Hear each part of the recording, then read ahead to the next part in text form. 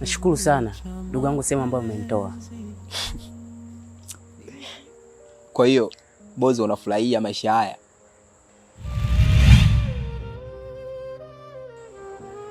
Ndio, nimeamua nijitenge kabisa na binadamu kwa sababu binadamu hatabiriki. Na sio kila binadamu pia yuko hivyo. Wapo binadamu wanayejua thamani ya mtu. Sawa Bozo. Vipi kuhusu mteja wa kununua ile eneo?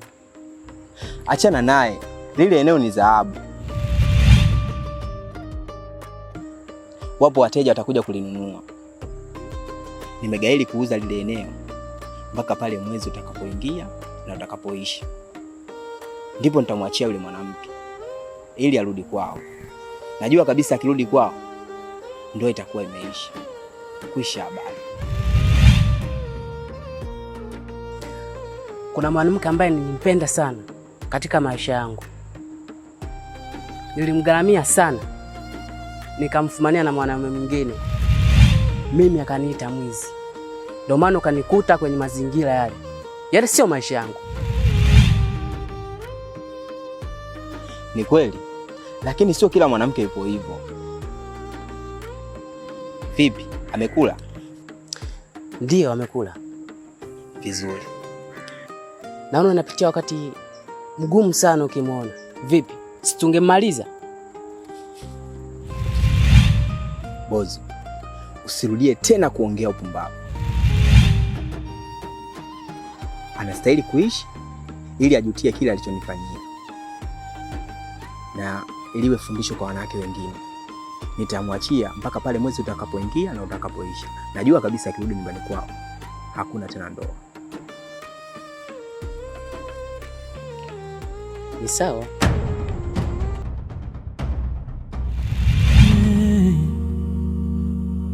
Lakini nikabaki kivuli cha mapenzi. Nilishika pete mkononi, nikapanga maisha kichwani, lakini jina langu halikuwa kwenye moyo wake. Abe, kila niliyempenda kanikata, kila niliyemwomba akaniambia hapana. Je, mimi si wa kuoa? Nimeinkrise, nimeitwa sitoshi, nimeitwa si chaguo la kwanza, nimekuwa daraja. Vipi, mbona nishangaa kiasi hicho? Yaani nimeshangaa sana, kwa maana sifa zako nimezisikia. Yaani hadimu sana kucheka au kuona mendo yako. Lakini alikuwa tayari kuondoka, nikabaki na suti na machozi. Mambo vipi? Poa, mzima? Mzima, uko poa? Uko poa. Samahani, kwa nataka kukwambia kuwa nimekubali ile ombi lako la kutaka kuja kunioa. Kila tabasamu lina maana yake. Na acha hiki ambacho unakiona sasa hivi pia kina maana yake. Maana gani hiyo?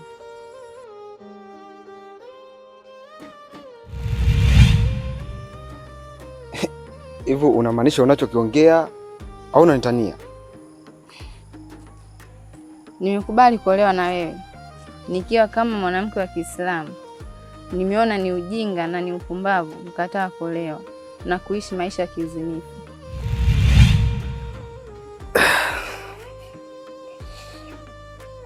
Nahitaji uwe mke wangu wa halali wa ndoa.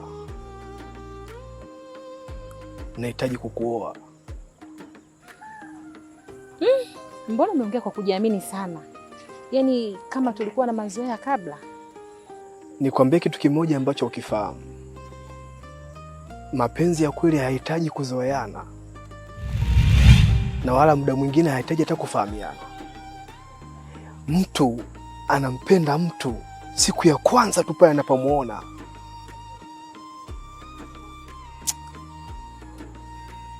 Nimetokea kukupenda sana.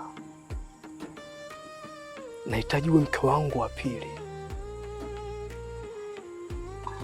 Unajua yule mke wangu ambaye yuko nyumbani hanitoshelezi, na nilipokuona tu nikaona kabisa wewe ni mwanamke ambaye unaweza kunipa furaha ya moyo wangu. Je, uko tayari katika hilo?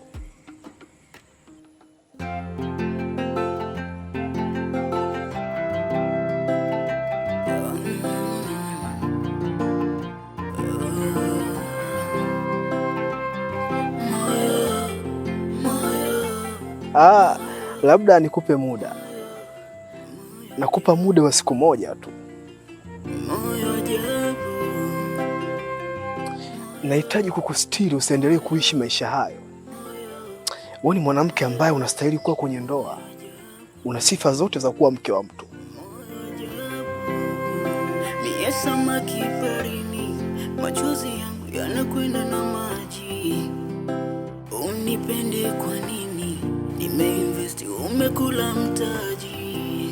Sawa, siwezi sema ya nakupa siku moja tu. Tukiacha watoto kuna moja nafikiri inaniuma sana, yanachoma tatizo moyo. Nakupa siku moja tu. Unaamini hata ukisalitiwa umekufanya maamuzi.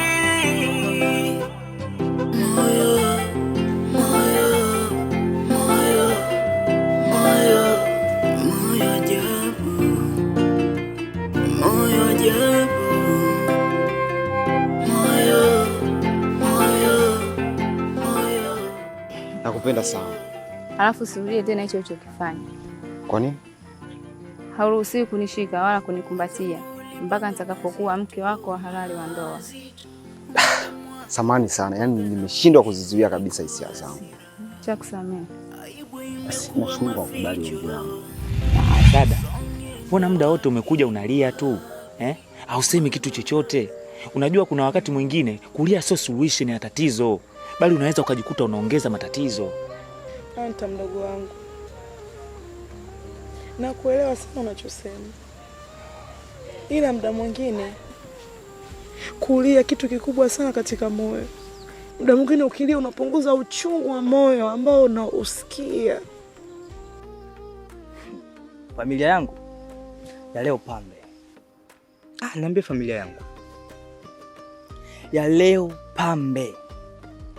Yaani huko nilikotoka nimepewa ubuyu mnono sana, na ubuyu huu sio wa kawaida, sio ule ambao uliuziwa wewe.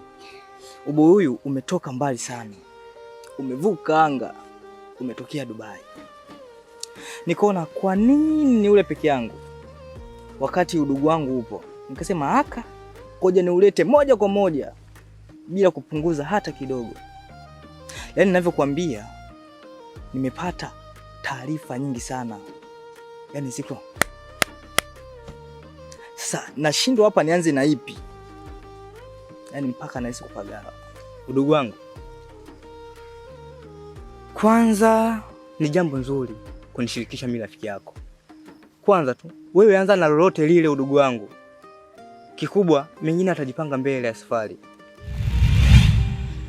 Sura mume wangu kabadilika sana. Mume wangu sio wakula nyumbani, sio wakulala. Tumefikia tu mpaka sasa hivi tunalala mzungu wa 4. Kinachoniuma zaidi, mwezi ndo huu unakaribia kuingia. Tutaishi vipi ndani ya ndoa na kati hatuelewani? Tutafunga vipi? Yaani kila nikifikiria kinaniuma, sina jinsi ya kufanya mdogo wangu. Dada, cha kwanza tujipe pole kwa sababu tumeumbuka. Yule mtu ambaye tulikuwa nasema ana gundu Dada Razia anagundu, lile gundu limeenda kufutika. Yaani kama ulipita upepo kwa upeperusha. Navyokuambia sasa hivi, kwa taarifa zilizopo, dada Razia amepata mtu anayetaka kumuoa. Na muda sio mrefu tuenda kupiga mpunga. Kipengere, umekuwa mwandishi wa habari mzuri sana. Kwani wewe hizi habari unazitoa wapi? Najua matatizo ambayo unapitia. Ila mimi nitaenda kuongea naye shemeji. Nitakaa naye chini kinaga ubaga, nitaongea naye. Najua tu haya mambo yataisha. Kwa hivyo alivyofikia hatua ya kusema kwamba yani yeye alali nyumbani, hadi unachokipika, na akilala nyumbani analala mzungu wa nne. Hapana. Hapa imekuwa too much. Lazima niende nizungumze naye kama mwanaume mwenzangu ili tujue tunayajenga namna gani. Atanielewa tu. Wanasemanga kwamba mtu akunyimi maneno atakunyima chakula. Nimezitoa napozitoaga zingine. Na naanza kukupasha na hiyo. Bado mengi hujayajua. Sawa. Hadithi yako nimeipenda. Hebu tuendelee mbele. Nadhani mazuri yako mbele. Tukiachana na hayo, kwa taarifa zingine zilizopo, inasemekana kwamba Faisali ndio mtu anayehusika na kupotea kwa Subira. Na cha kunishangaza mimi zaidi, huyo Faisali huyo ndo anayetarajia kumwoa dada Razia. Yaani mdogo wangu, yaani natamani hata nikukataze usiende kuongea naye. Mume wangu mimi namjua, lakini sina jinsi ya kufanya. Mimi nitaenda kuongea naye. Mimi nitaongea naye kwa kina na nitajua tatizo ni nini. Hivi, hii imekadi udugu wangu. Hii kweli kali udugu wangu. Ila yote na yote kwa upande wangu mimi, nuna tu ndoa ipite bila pingamizi yoyote ile. Kikubwa tu tule pilau. Afa huyu mwingine atakaa sawa. Na swala la kusema Faisali anahusika na kumficha Subira, naona huo ni uvumi tu wa watu. Wanamwongopea shemeji yangu. Yaani wewe nimekuwa na kabisa akili yao. Yaani ushaanza kumuita tena Faisali shemeji. Kisa pilau. Yaani inavyoonekana kabisa wewe kwa pilau unaweza kaniuza hata mimi ndugu yako. Kupotea kwa Subira ndo tatizo inamfanya yeye Suli awe hivyo.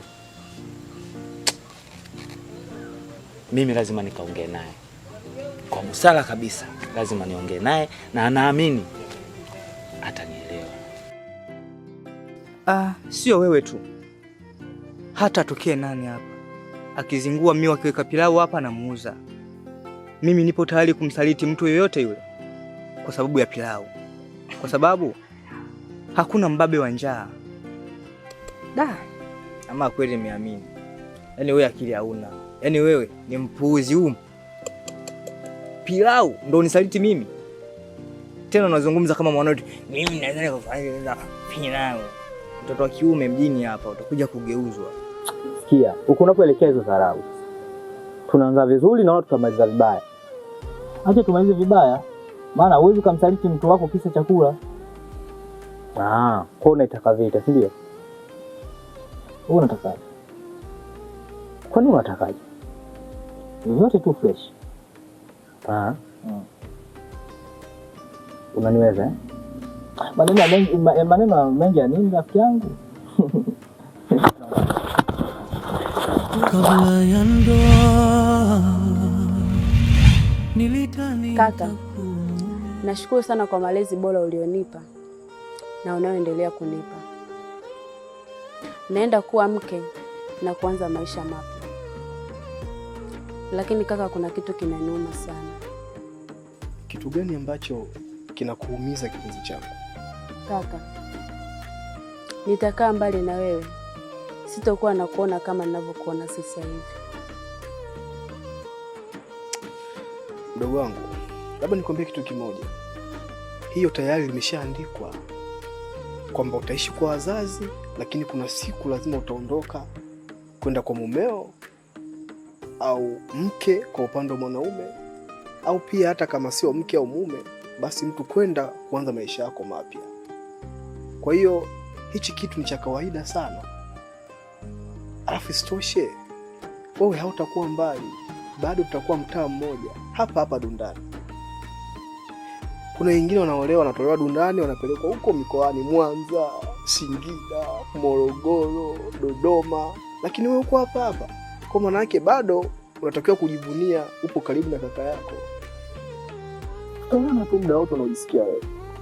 Lakini sasa mpaka mume wako akuruhusu. Kaka, kuna wanaume wengine visilani, anaweza akanikataza mimi kuja kukuona, na mimi nishakuzoea. Kwa hiyo anikataze asinikataze, mimi nitakuja kukuona tu. Subira, katika kitu ambacho utakosea katika maisha yako yote, katika maisha ya ndoa, ni kukaidi maamrisho ya mumeo. Hautakiwi kujifanyia maamuzi kama mumeo hajakuruhusu. Yaani hata niwe naumwa kiasi gani, hata niwe naumwa nakaribia kufa, kama mume wako hajakuruhusu, hajakuridhia, haustahili kuja kuniona. Na hiyo ndo sheria ya dini yetu ya Kiislamu. Inafundisha mwanamke unatakiwa kuwa mtiifu kwa mumeo muda wowote na wakati wowote.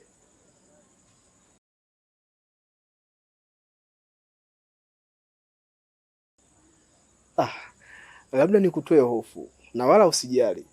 Yaani maana yake hayo yote, tafsiri yake ni kwamba kitabu kinatufundisha sisi Waislamu kwamba sana sana upande wa wanawake ni kuhakikisha unakuwa mtiifu kwa mumeo. Na usisahau kwamba pepo yako ipo chini ya nyayo za mumeo. Sawa kaka, mimi nimekuelewa. Pia nitakuwa mtiifu kwenye agizo lako. Sio kwa maagizo yangu, lakini bali kwa maagizo ya kitabu chetu tukufu cha Qur'an. Unapokuwa mvumilivu kwa mumeo kwa kila kitu, maana yake nini? Mwenyezi Mungu Subhanahu wa Ta'ala anakuandikia thawabu.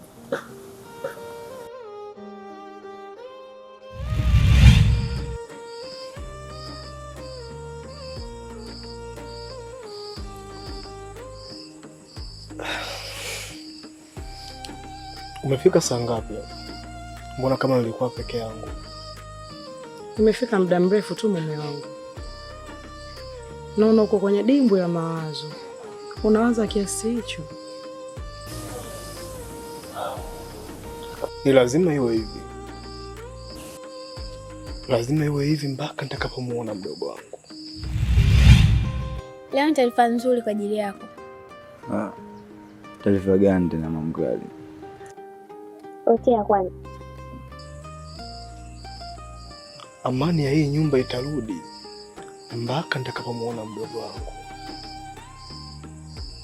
Nahitaji kumuona Subira. Akirudi hapa ndio nitakaa sawa. Suri ya mume wangu, hata mimi nawaza sana ndani. Mimi sipendi maisha haya tunayoishi. Subira wifi yangu, mimi mwenyewe pia namuwaza, namfikiria. Sijui kama amekula, sijui kama amelala. Mimi mwenyewe naliwaza hilo. Una maana ulioni? Acha unafiki wewe mwanamke. Anda kulala.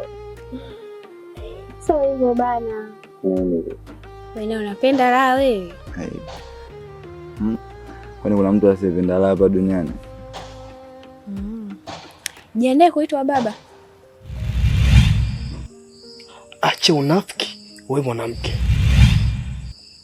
Hujawahi kuumia hata siku moja. Unakula vizuri, unalala vizuri. Sikuoni ukiwaza wala ukitafakari juu ya kupotea kwa Subira huko ndani. Inashangaza, unamaanisha nini tena mamgwali? Mimi na mimba yako. Mwacha utani bwana, fanya utoe dongo hapo kwenye misielewi na isinenge vibaya mno. Serious tena. Na mimba yako. Sijawahi kufikiria hata siku moja kwamba unaweza kuja kuwa sababu ya kupoteza amani ya hii nyumba. Najisikia vibaya sana. Unanishangaza sana.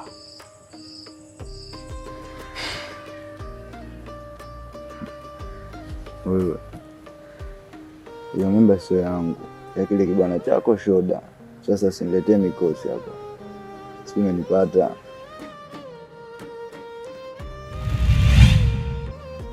Unamaanisha unachokisema? Ndiyo, nipo serious.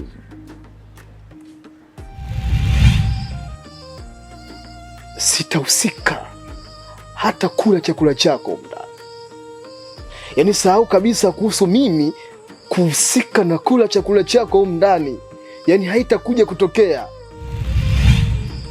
Asa mume wangu, chakula kinahusikaje hapa? Mimi nimetoka ndani nije nikwambie tu ndio tukale, unaongea maneno hayo. Kweli?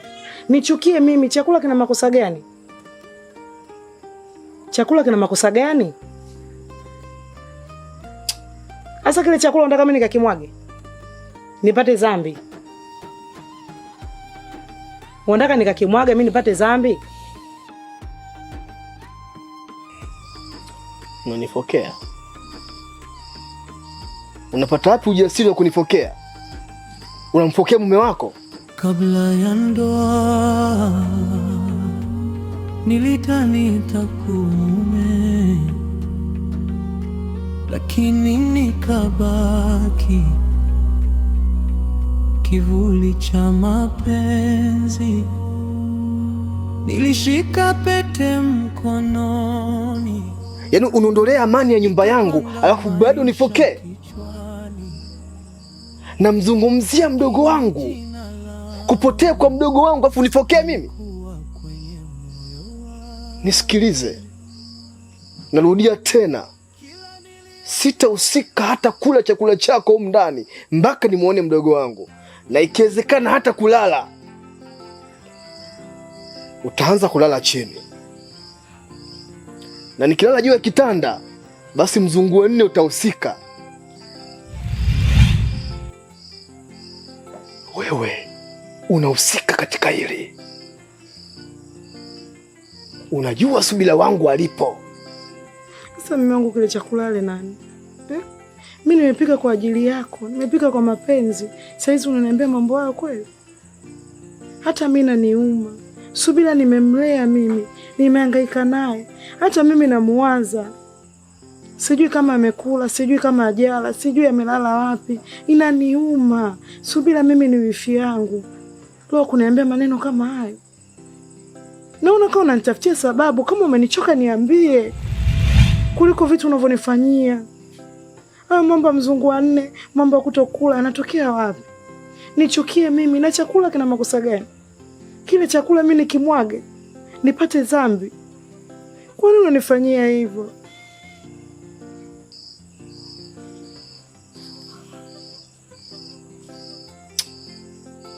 Asia. Asia. Asia. Naomba kuwa na kumbukumbu.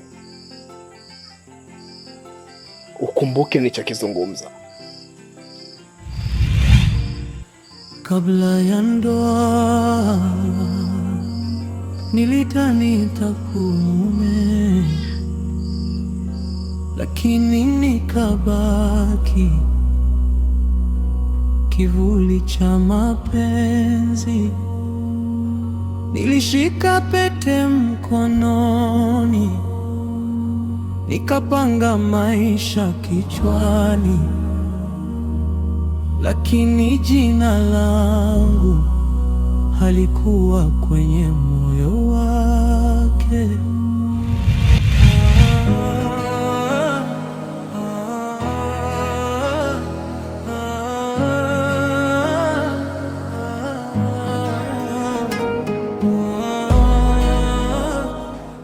Habari yako? Salama. Shikamoo. Marahaba. Kwa nini unalia?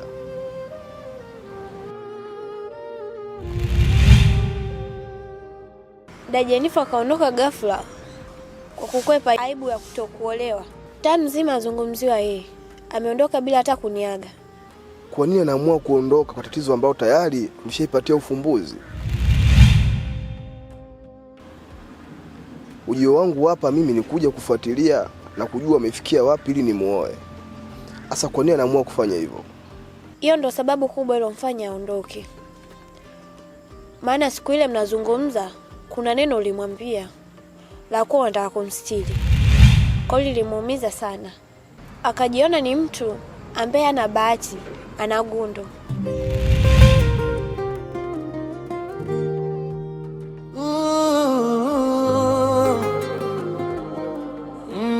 Nakupa siku moja.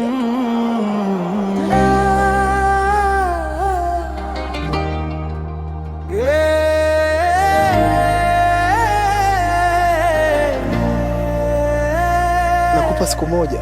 Nilikuwa peke yangu gizani, moyo wangu ulikuwa na maumivu. Umenishika mkono taratibu. Unajua, mara ya mwisho tuliachana vizuri kabisa. Nilimwacha akiwa na tabasamu. Kuna wengine wanatabasamu kuficha machungu yao yaliokuwepo moyoni. Sasa nikutakie siku njema.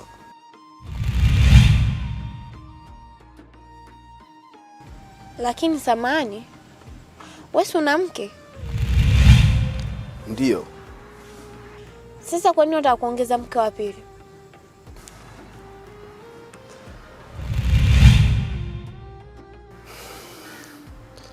Ukiona mtu anafikia hatua ya kuamua kuongeza mke wa pili, pia huwa kuna sababu.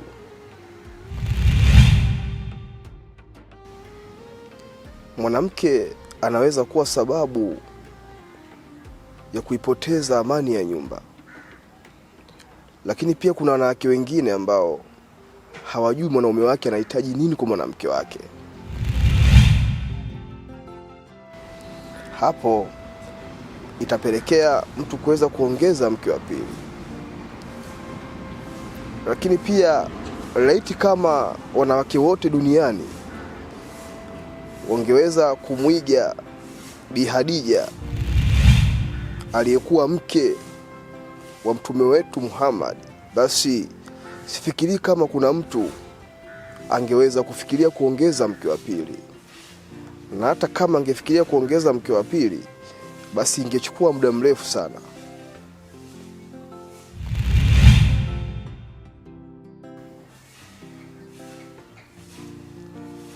Nikikutazama, kilio chako sio sababu ya dada yako kuondoka peke yake.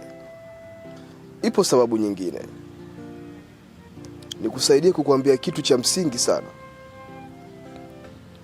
Kulia sio njia sahihi ya kuweza kutatua tatizo.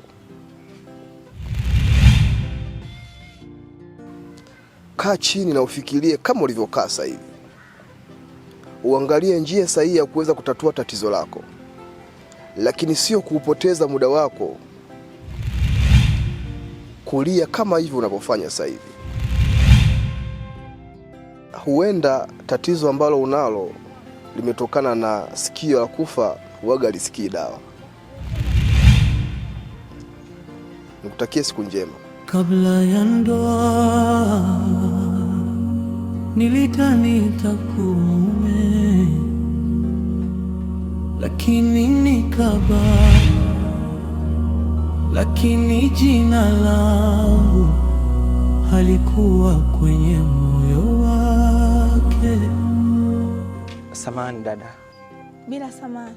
Nilikuwa naulizia kijana mmoja hivi. Ni kakaangu. Anaitwa Fesali. Nilielekezwa kuwa anaishi mtaa huu. Sasa sijui unafahamu? Kakaangu. Kiukweli mimi mwenyewe ni mgeni huko. Namuulizia kijana mmoja anaitwa Kipengele. Ana pacha yake anaitwa Mfano. Sasa ishakuwa Kipengele kama huyo ndugu yako ambaye unamtafuta. Ila unaonaje tukiongozana wote kwa sababu wote tuna changamoto moja. Sawa, haina shida. Kipengele nani? Mfano hapa.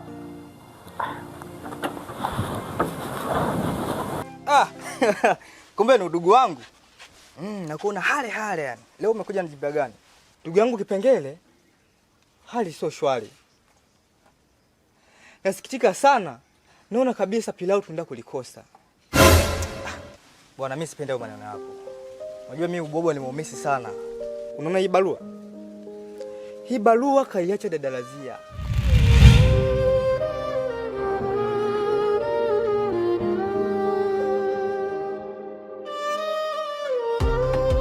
Sasa hapa dadangu, inabidi tugane mbinu za kivita.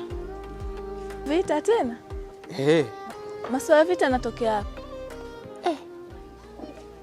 Hapa kazi ipo. Wewe si sterling wa kike, mimi sterling wa kiume. Kwa ujumbe alioandika humu ni ujumbe mzito sana kwetu. Dada Razia ameamua kutoroka na Faisali na kwenda mbali. Hii inawezekanaje? Yaani dada Razia atoroke na Faisali kwenda mbali bila kutushirikisha hata sisi ndugu zake. Kila mmoja ametoka huko mabondeni kuja kumtafuta ndugu yake. Sio, mnielewa? Sasa hapa lazima tutumie mbinu ya kivita. Tukifuatana wote, maadui atafanikiwa kutokamata kiurahisi. Sio, umenielewa? Hapo sasa nimekuelewa. Unapita huko au huko? Yaani wakawane kiolela kimya tu. Yuko ikali. Dada Razia ametoroka na Faisali na kutokomea mbali. Na hataki mtu yote ajue. Kwa sababu amemwepusha Faisali zidi ya Suria. Kwa sababu inasemekana Suria na Faisali wana ugomvi. Hebu tuone karatasi.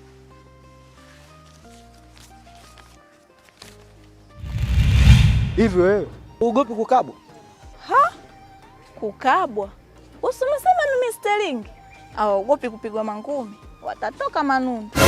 Na hilo kapu lako sijui la miogo, sijui la nini. Sasa hivi njaa kali, watu watapita nalo hilo. Hii sio miogo. Haya magimbi.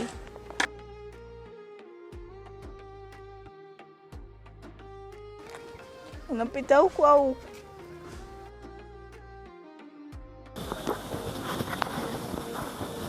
Subiri kwanza, wewe pita huku.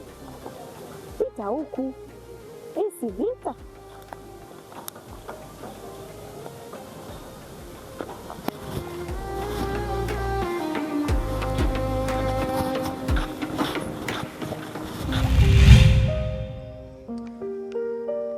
Sasa hii inanikumbusha enzi za Rufufu.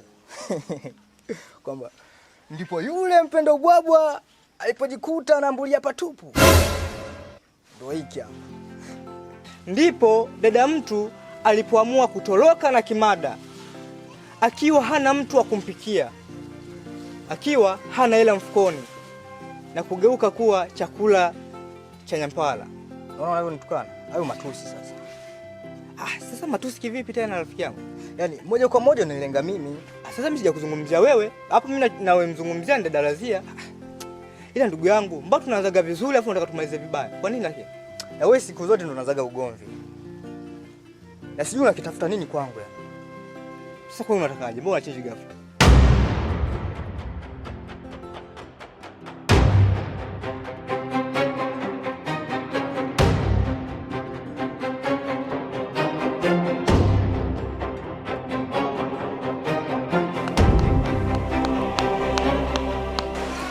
Kusikiliza shemeji yangu. Najua shemeji, sio jambo kubwa sana ambalo limenileta hapa. Ni jambo dogo tu ambalo ni kuweka sawa au kuweka amani katika ndoa yenu kati ya wewe na dada yangu Asia. Kwa dada yako amekuja kwako kushtaki kuwa namuonea anakosa amani. Najua shemeji, tangu kupotea kwa Subira nimekuwa kuna migongano sana na migogoro katika ndoa yenu kati ya wewe na dada yangu Asia. Sasa nimeona hii haijakaa sawa. Kwa hiyo wewe unafurahia kuhusu kupotea kwa Subira? umekaa kwa akili zako timamu kabisa kwamba mimi namuonea dada yako, unafurahia mdogo wangu kupotea. Lakini shemeji, ili swala ni la kuzungumzika tu. Mimi nimeona ni busara, ni bora mungeungana kati ya wewe na dada yangu, mungejaribu kutafuta tatizo lipo wapi. Nikuulize swali moja, angelipotea dada yako, wewe ungehisi nani anahusika katika hilo kama sio mimi? Ningekuwa na uwezo kukuhamishia maumivu yaliokuwa ndani ya moyo wangu, ningekupa. Na sijui kama ungekuwa na muda wa kukaa hapo kuzungumza upuzi na maneno ya kipumbavu kama hayo. Nisikilize na kuagiza, nenda kamwambie dada yako,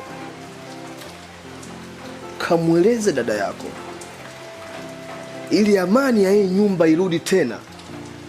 Nimuone Subira hapa ndani. Nimeupoteza muda wangu kukaa kukusikiliza kwa sababu na kuheshimu. Kwa hiyo naomba uitunze heshima nilokupatia kabla sijaamua kufanya mambo mengine. Shemeji, wewe sio mtu wa kuwa design hiyo. Shemeji, mimi nilifikiria kabisa kutokana na elimu yako, kutokana na busara zako, ungelifanya ili swala lingekuwa ni la busara zaidi. Ungelifanya ili swala kuwa ni la kielimu zaidi, lakini sio kumpa maumivu dada yangu na kuyafanya haya yote yakawa kama vile ni vita. Hebu jaribu kufikiria shemeji, haifikiriki kabisa. Kwa nini dada yangu mimi Asia ahusike na upoteaji wa Subira? Anamtia ghasia gani? Anatafuta nini kwa Subira? Kuna nini anakosa kwako wewe mpaka afika hatua ampoteze Subira? Hapana shemeji, ili swala halifikiriki kabisa. Jaribu kufikiria kwa umakini shemeji yangu. Ili swala sio, fikiria kwa ndani. Niliachiwa Subira akiwa mdogo sana. Nilimlea kwa shida sana. Nilimlea kwa tabu sana. Nimeishi naye maisha ya tabu sana.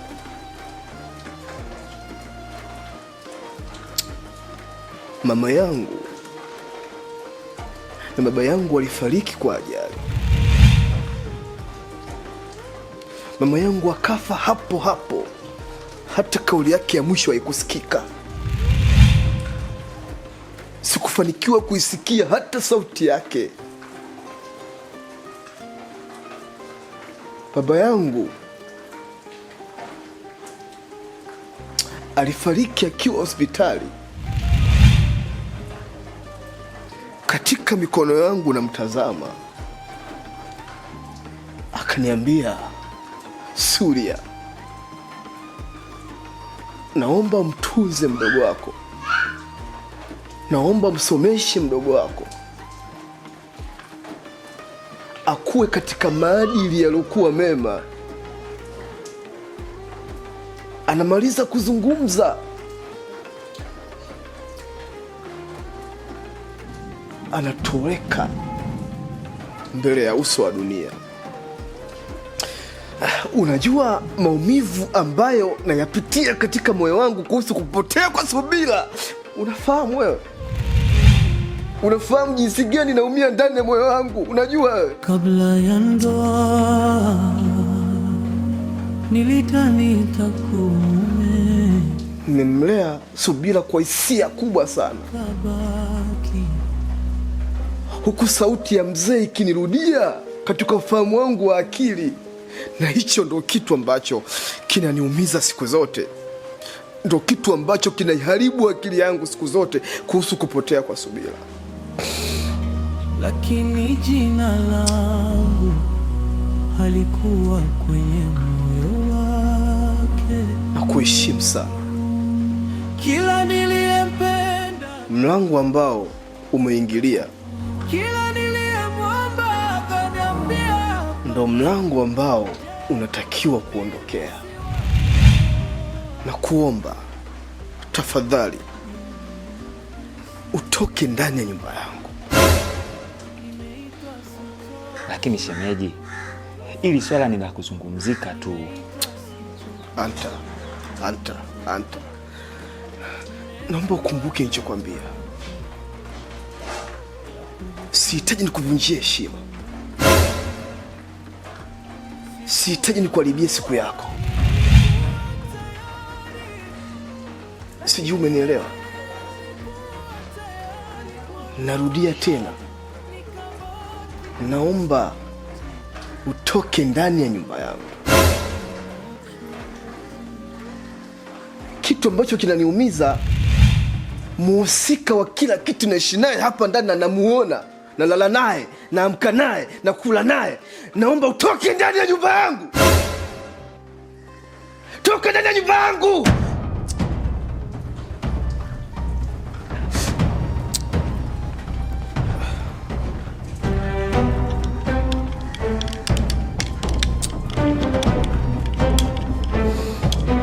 Asia.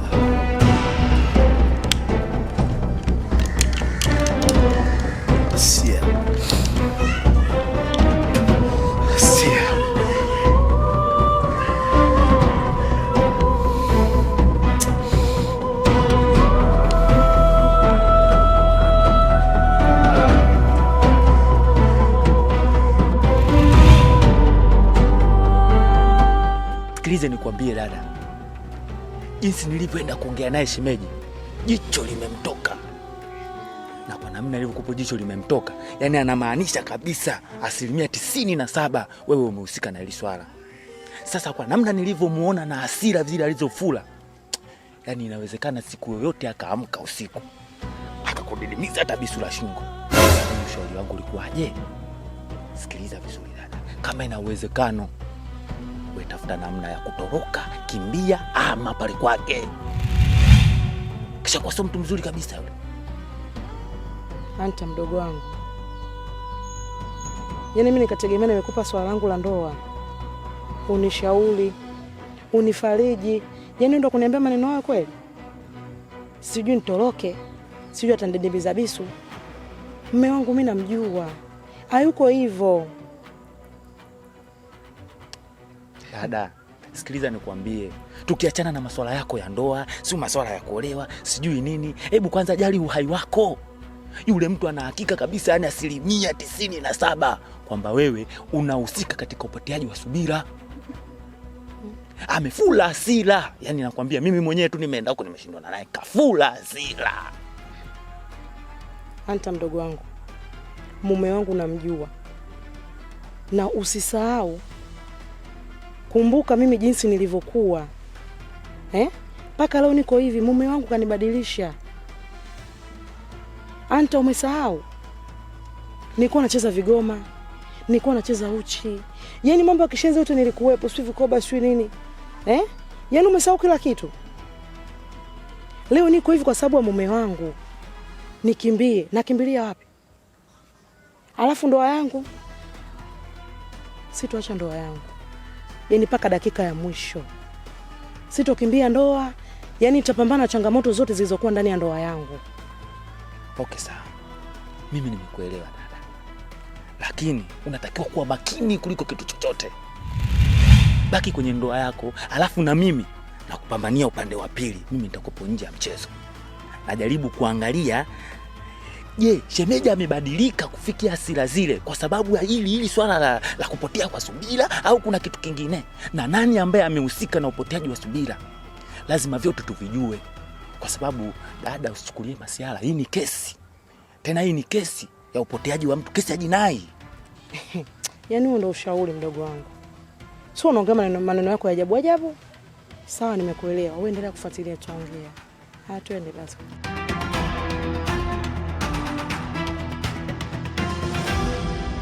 You know you young, focused about money. Hii dunia ipo kasi bro, akili usilaze, Cheki navyopita street inatingisha bila ace quick, Mindo fish lenye body face kushuti mina shuti all Wewe vipi? Safi. Mbona kama hivyo winja na mabegi hapa na wapi? Tumekuja tuishi hapa wote. Kivipi yani? Sikia nikwambie. Huko nikokuwa naishi nimefukuzwa. Nimefukuzwa kwa sababu yeye mimba. Kwa hiyo nimekuja hapa tuishi wote. Wameniambia akatafuta mwanaume wa kutia ujauzito ukae huko huko. Kwa hiyo nimekuja hapa. Mimi sikema cha masiara. Sijifanye mjui baba huyo mtoto. Alafu hapo kwenye mimi nina vitu vyangu kibao kichwani na dreams zangu za kupambania.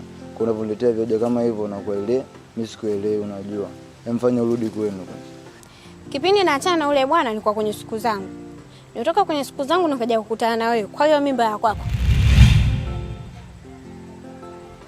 Mwacha no. Kwa maanisha siku zote kinachokupa utamu ndio kinakupa machungu hicho hicho.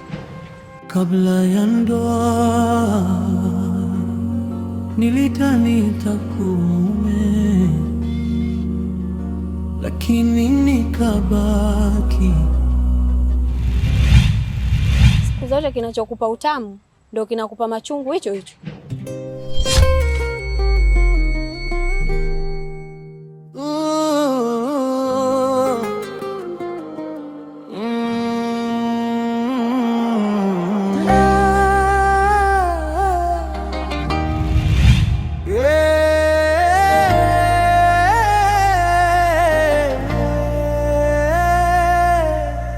Nilikuwa peke yangu gizani, moyo wangu ulikuwa na maumivu. Kwa nini kule umeamua kuuza ghafla? Ndugu yangu boss, nimeamua kuuza kuogopa kufuatiliwa. Na ndio maana nimeamua kuja kununua eneo hili hapa. Na uliona ndugu yangu. Naona kama bado haijaisha, anaendelea na watu kujenga. Ni kweli? Sijui jamaa alikuwa na tatizo gani, akaamua kuuza ghafla. Hapo nikaamua nichangamkie fursa ndugu yangu. Hii ni sehemu sahihi atakapoishi Subira. Mpaka pale mwezi utakapoishi. Nimehofia tu zile kufuatiliwa. Si unajua kakake Subira achekeshi 45 yote mimi. Basi ni sawa. Basi kabla ya ndoenzi nilishika pete mkononi, nikapanga maisha kichwani, lakini jina langu halikuwa kwenye moyo wake. Kila niliyempenda kanikata, kila niliyemwomba akaniambia hapana. Je, mimi si wa kuoa? Mimi Krisi nimeitwa sitoshi. Tumpasa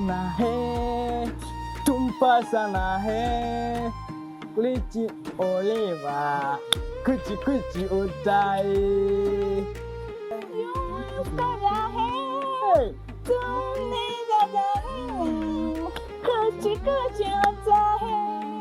Kuchi otahe. Sikuwa tayari kuondoka, nikabaki na suti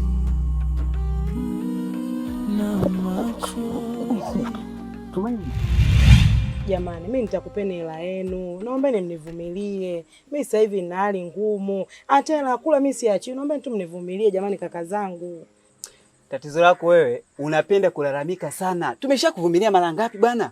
Tumeshakuvumilia mara ngapi na urejeshi? Bwana sisi tukija tena mara ya pili tunakuja kubeba vitu ambavyo tumeandikishana kwenye mkataba. Sijui umenielewa kwa makini?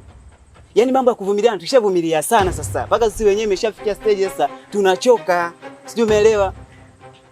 Mkataba wako ulisha juzi na mpaka sasa hivi hatuoni chochote. Na mpaka sasa hivi na siku ya 3. Alafu unasema tuendelee kuvumilia. Tuvumilia mpaka lini? Jamani, naombeni basi iwe hata siri. Maana mume wangu hataki. Naombeni mnivumilie, mimi nitawalipa hela yenu. Umefanya iwe siri Sasa kama unataka iwe siri, basi lipa mapema. La sivyo mume wako atajua tu, maana sisi friji letu aligandishi, tutamwambia tu. Kabla ya ndoa nilidhani nitakuwa mume, lakini nikabaki kivuli cha mapenzi. Subira, kwa nini umenifanyia hivi? Subira, kwa nini umeamua nifanye hivi? Sio kama mimi napenda kukufanyia hivi, kwa sababu nakupenda. Oh, mamgali, sikia sasa. Hapa kwenye mimi nataka leo tulijadili vizuri ile swala hiyo mimba. Kwa sababu hapo kwenye sikuelewi, na kama unavyoona maisha yenyewe yalivyo hapa, afu nitakuleta mtoto. Maisha magumu kama unavyoona. Mtoto huyo akija atasoma nini? Atakula nini? Si unaelewa ataishije? Hata hiyo mimba yenyewe tutaleaje? Hapo kwenye kama unavyojua hapo kwenye tunakula kwa shida bado tupo wawili. Wewe bado unataka uongeze na mtu wa tatu. Unachukulia poa tu au vipi? Rafiki yangu Suli analalamika kila siku mbele yangu. Mimi namchora. Vipi siku akilijua hiyo? Acha kupelekeshwa na hisia. Mimi sio wako tena. Mimi basi tu. Afu nasikia ukitoa mimba unaweza kufa. Afu kutoka damu nyingi. Wewe sikia wewe, acha noma. Ushasikia wapi mtu akitoa mimba anakufa? Ushai kutoa ukafa? Au ushai kutoa damu zikakutoka? Mbona kwa mshamba wewe? Hapo kwenye mimi nakuelekeza uje maisha ukweli, hii nature halali kabisa kama unavyojua. Maisha yenyewe ndo haya hapa. Huyo mtoto akija sindoelea atakuwa misho tu kibaka tu. Maki maisha magumu kama hivi.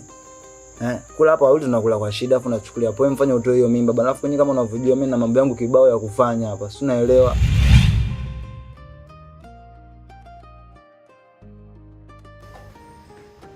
Usirudie tena kusema mimi sio wako. Bozo! Bozo!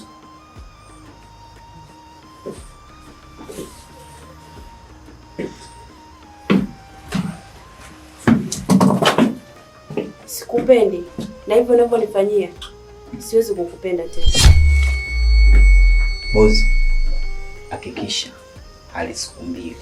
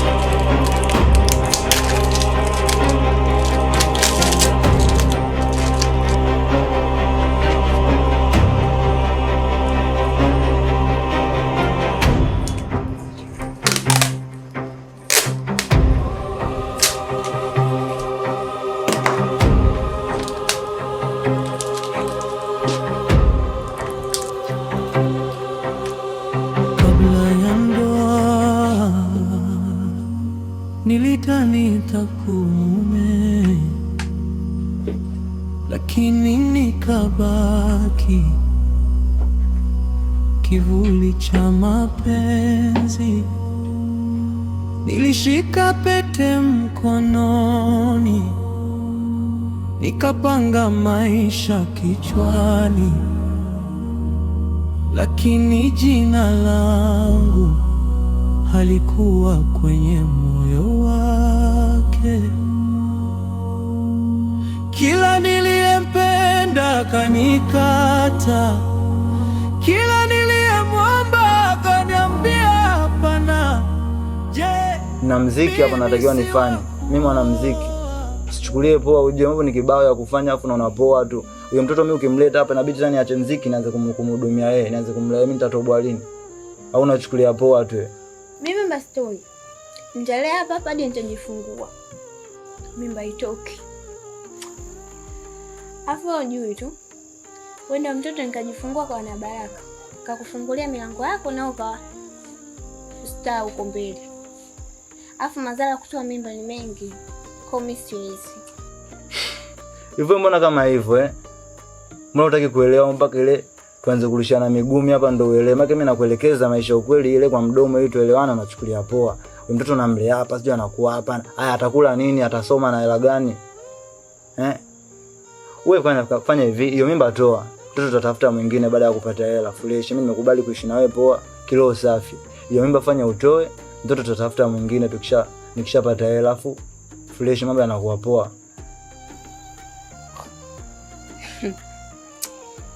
Nishakwambia hii mimba haitoki, haendi popote. Sitoi mimba. Hapa nyewe utakuogomvi kila day kwa sababu hiyo mimba, kwa sababu hutaki kuelewa. Mimi nikikuelekeza unachukulia poa, si unalea. Wewe una hela za kulea hiyo mimba ya miezi 9. Bado mtoto azaliwe hadi akue aanze kujitegemea. Miaka mingapi? Mimi mziki wangu nitafanyaje? Hapo usichukulie poa, unajua.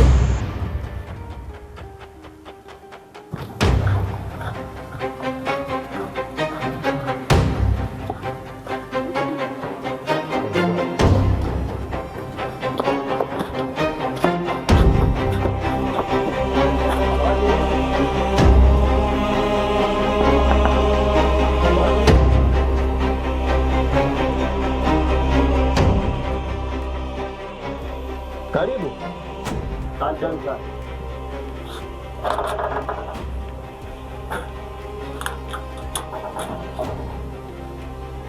Vipi? Bado sasa hivi. Sawa. Hapa nyumbani. Nzuri, karibuni. Asante sana. Bwana, tumemkuta Faisal? Hapana, hayupo. Achukua labda kaelekea wapi, maana tuna shida naye kidogo. Mimi mwenyewe hapa mpaka nimefika Kimazabe sana.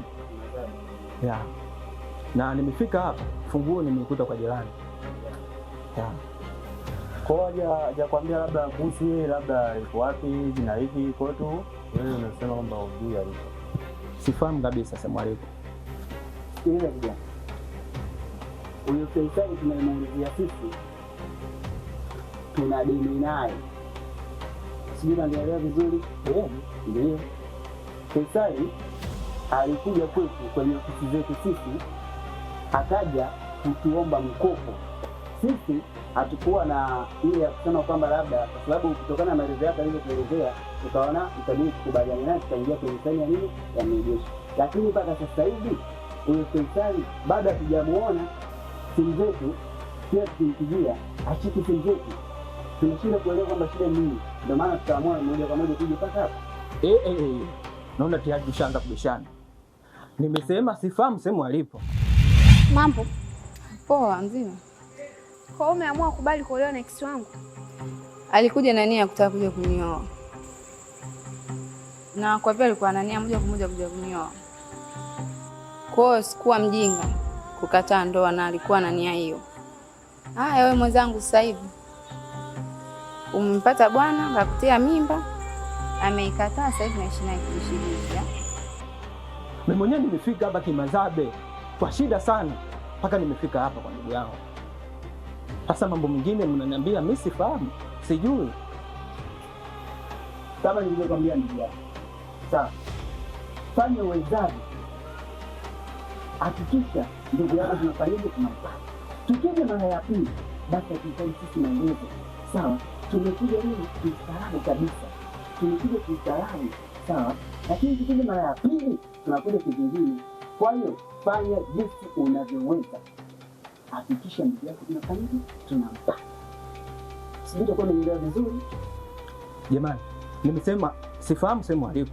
Naona tunaanza kubishana. Sasa mnataka kuchukua vitu. Mimi vinanihusu nini? Mkichukua vitu, je, mwenyewe akirudi akiniambia vitu vipo wapi? Namuelezea vipi? Ni kama alivyosema ndugu yangu. Haijalishi yuko wapi, kaenda wapi. Ila tunachoomba mfikishie taarifa, tuhakikishe tunampata. Sisi ndio tumekuja hii mara ya kwanza na ndio ya mwisho. Tukija tena hapa, tunahakikisha tunasomba kila kitu, tunabeba mpaka kunguni. Hatuachi kitu, mpaka mende wa choni wote tunasomba. Hatubakishi kitu. Au mnasemaje wenzangu? Hivyo. Sisi tunaondoka. Na kisha namfikishia taarifa.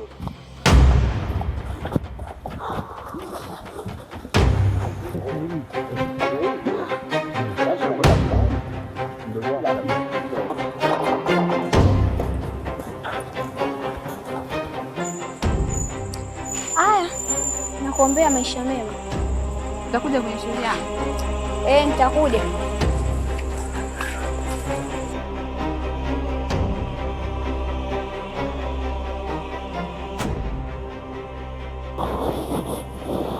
Ulikuwa wapi? Amna mdogo wangu. Kabla ya ndoa nilidhani nitakuwa, lakini nikabaki kivuli cha mapenzi. Nilishika pete mkononi. Hivi Tumaini mpenzi wangu, kwa nini umekuja huku ghafla bila taarifa? Na sasa hivi mimi naishi maisha magumu na ndugu yangu. Kula kwetu kwa kudunduliza. Yaani mimi na ndugu yangu sasa hivi tunaishi kwa ngawengawe. Na usifikirie mimi kuja huku kwamba nilikusahau. Mimi bado nilikuwa nakukumbuka sana tu. Na mipango yangu tu sema haijakaa sawa.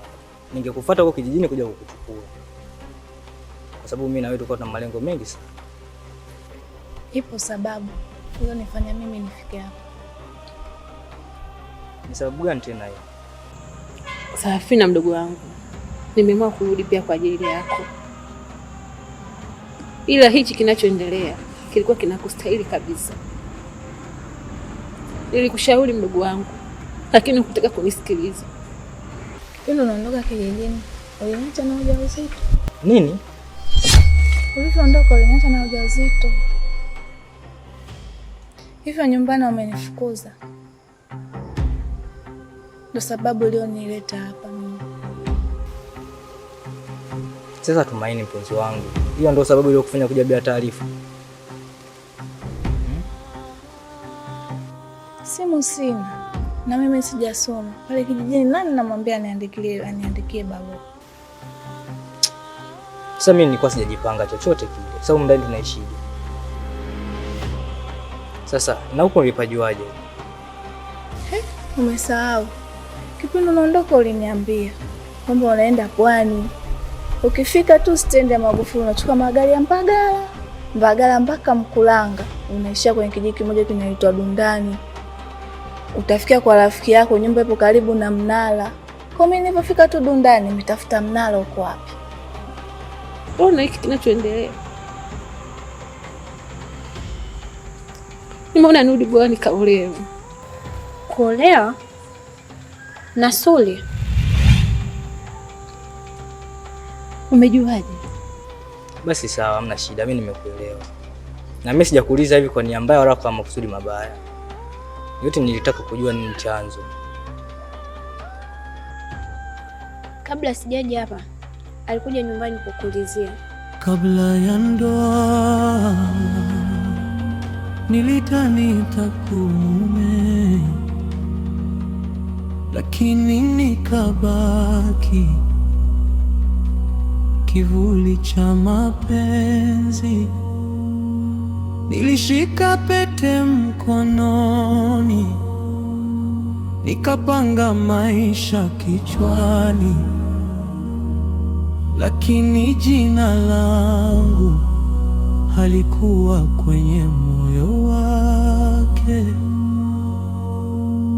Kila niliyempenda kanikata, kila niliyemwomba akaniambia hapana.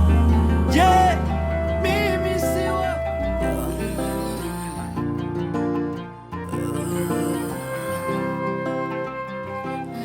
Haina haja kuzungumza kitu chochote. Ni kila kitu nimekubali. Nimeamua kuziondoa fikra potofu. Na ndio maana nimeamua kurudi kwa ajili yako. Sioni sababu ya kukaa mbali na wewe.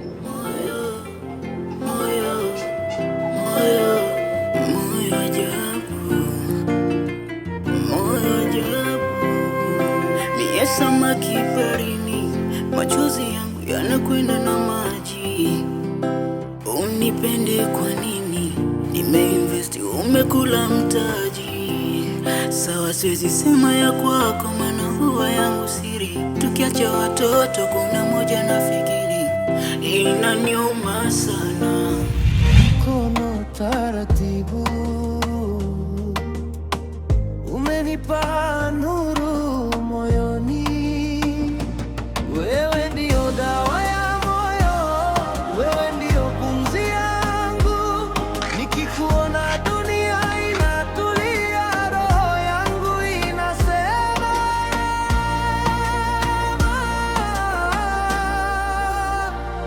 kabla ya ndoa moyo wangu ni wako, wewe tu umenijaa na kupenda.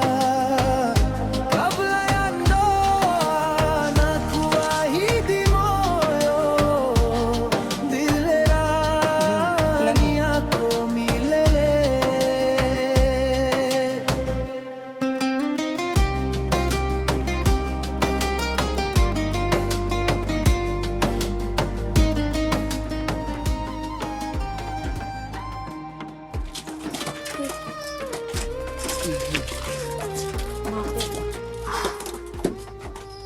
Kondo kama kuondoka kabisa. Kama maelezo yanavyojieleza. Na hapo sijui kwa nini.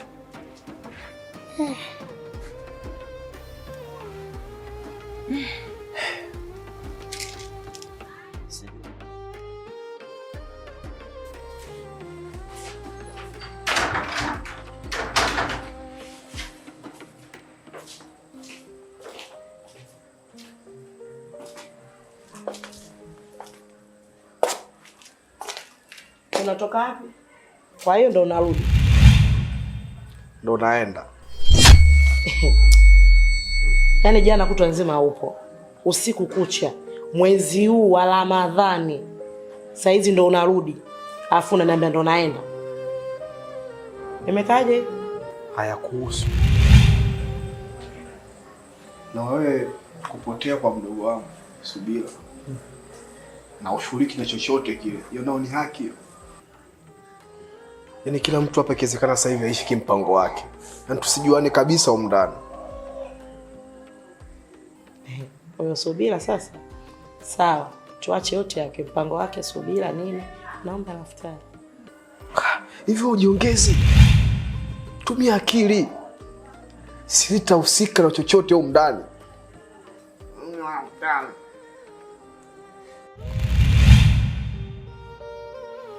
Kabla ya ndoa nilidhani nitakuwa mume,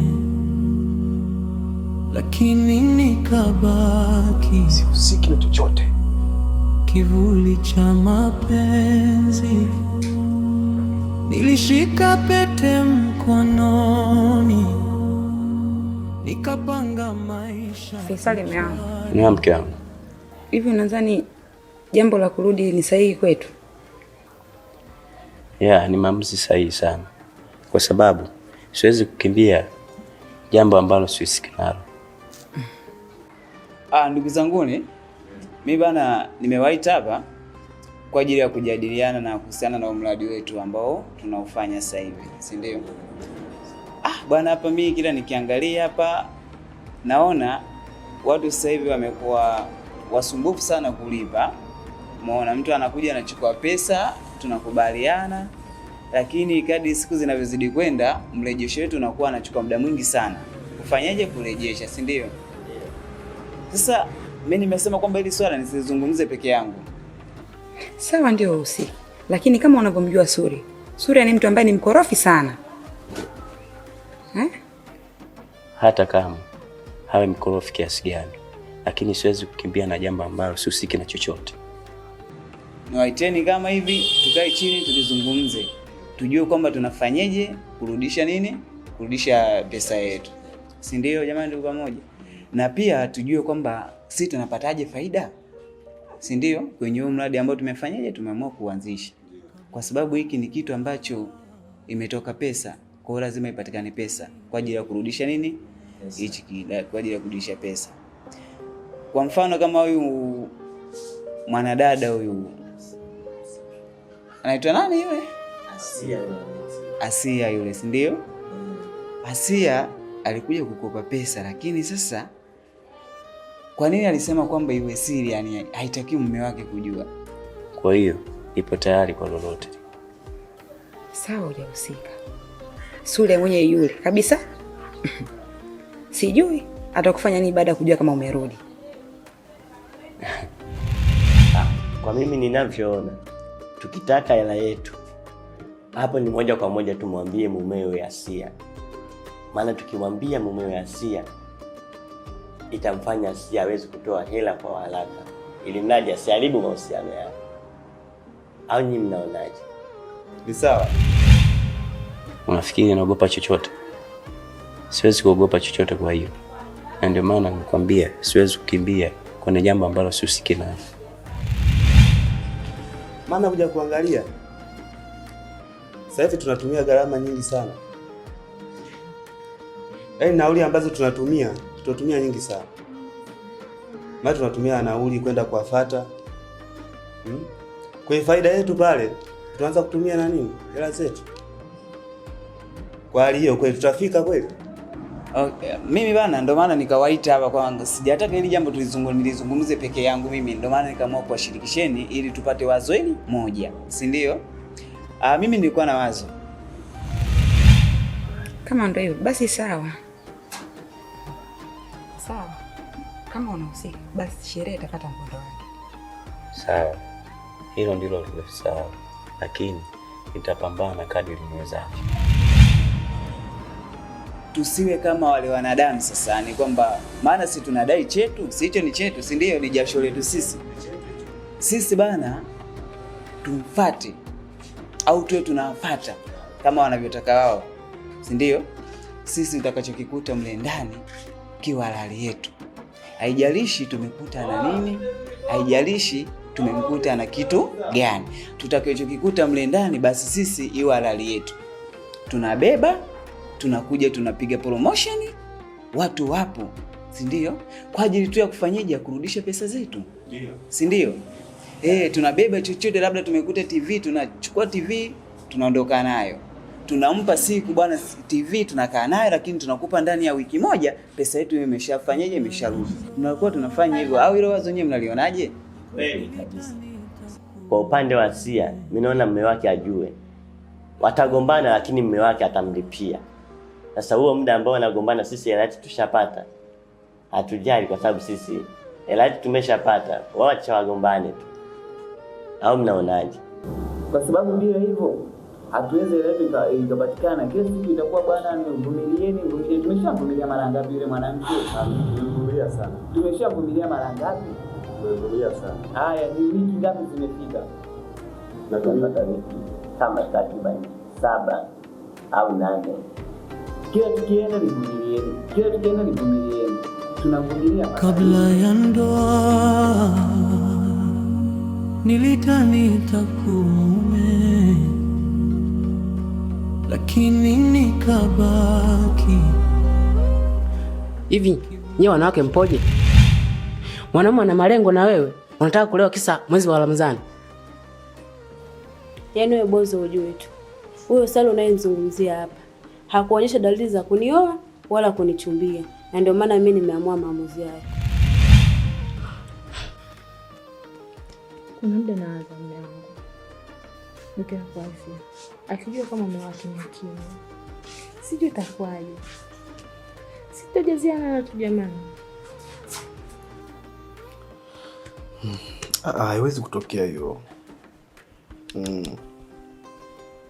Na ikitokea hiyo basi ujue ilikuwa imeshaandikwa kwamba mapenzi yako na Suria utapitia njia fulani.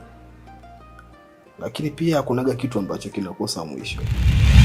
Mimi kipindi cha nyuma kuna mwanamke ambaye nitokea kumpenda sana. Nilimpatia pesa zangu za mgodini. Nikaja nikamfuma na mwanamume mwingine, mimi akaniita mwizi. Nisiwe mnafiki katika hili. Wewe ni mwanamke ambaye unanipa furaha sana. Unapokuwa mbele yangu najihisi ni mtu tofauti sana. Nimepitia wakati mgumu sana kipindi hiki, lakini baada ya kukuona nimesahau kila kitu. Kiukweli nakupenda. Ndio chanzo mimi cha kuwa sipo sawa, ndio maana naishi kwenye mazingira haya. Yaani mimi ndo ningekuwa ndo Salo, haki ya Mungu ningekumaliza. Pole sana, lakini kosa la mwanamke mmoja usitufananishe sisi sote. Aya, sasa mmenifungia, mmeniweka hapa, ninamaanisha nini? Sio utani, nakupenda kweli kutoka ndani ya moyo wangu. You are looking so beautiful. Umekamilika kila idara. Toto umejaa, toto kalio, tumekaa vizuri. Kwa sasa kwa nini si enjoy? Napenda kila kitu kutoka kwako. Lengo ukishatoka hapa ukae fundisho kwa watu wengine. Sawa, ninahitaji kufunga. Vipi kwa futari? Naheshimu sana mwezi mtukufu. Wewe funga. Kufuturu kwako nitahusika. Napenda tabasamu lako. Napenda vile ambavyo huwa unanitazama. Huwa sichoki. Sikinai. Na mpango wangu wa sasa, nataka niandae safari ya mwezi mmoja. Ili mradi tu niwe karibu na wewe muda wote. Nataka nipumzishe akili yangu. Wewe ni mwanamke ambaye umekamilika. Una uwezo wa kuipumzisha akili yangu. Nimechoka kelele za ile nyumba. Kitu ambacho nakiomba, tafadhali usimchukie mwenzako. Haijalishi nini kimetokea, lakini usimchukie. Huenda hatuwezi jua mbele ya safari nini ambacho kitatokea. Lakini sio vizuri, lakini yule atajisikia vibaya sana. Anastahili kupitia hicho kwa sasa. Anastahili.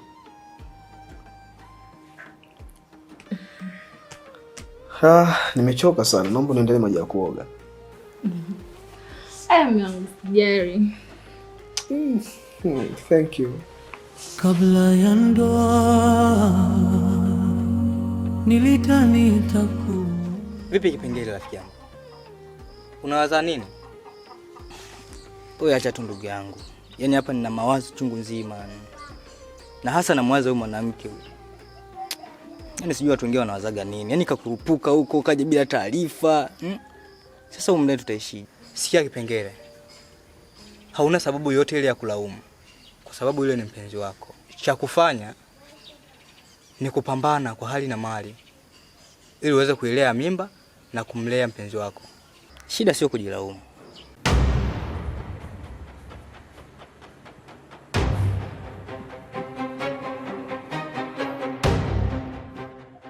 Kukimbia ndo umeona njia sahihi?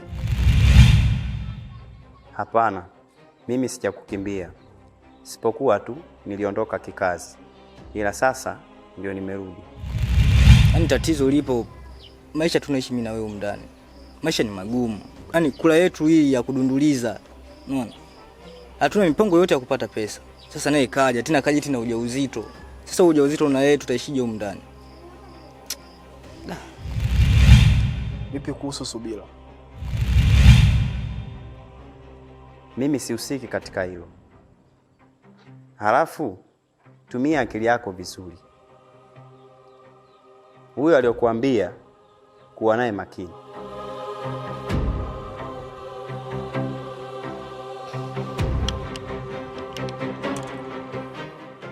Kwa akili yangu mbovu. Sina maana hiyo. Sasa ujauzito kitu gani ndugu yangu? Unajua kuna kitu kimoja ukijue. Siku ambayo ulikuwa unakula, ulikuwa unanitambia sana. Sana unanitambia. Ila saizi amekukuta haya, unaanza kujilaumu. Kwa hiyo siku ulikuwa unafanya, ulikuwa hujui kama kuna siku itatokea hivi. Yaani sometimes mimi huwa najiulizaga wazazi wengine sijui wako vipi yani. Yaani wanapogundua tu kwamba mtoto wao amepata mimba, wanamfukuza tu. Yaani wanamtelekeza tu. Ajui anapoenda, sijui apeleke mimba kwa mtu wake, yani bila kujua watu na malengo gani. Hivi Kipengele, chukulia sasa ndo wewe. Wewe ndo mzazi. Alafu mwanao amepewa ujauzito. Umemsomesha kwa shida, umemlea kwa shida. anatokea mtu kama wewe anampa ujauzito mwanao, wewe ungechukuliaje? Wewe unanichukuliaje? Yaani wewe unaniona kama mimi sio mtu, sifai, mbwa, kinyago, takataka? Hapana, tunaongea na uhalisia. Maana hili jambo ni kubwa. Sasa unaanza kukataa mimba, kiaje? Lakini hayo matusi sasa. Ila sawa, maana hata nikikuangalia wewe najiona mimi. Kwa hakuna shida yoyote. Sawa, ili tatizo utalisolve wewe.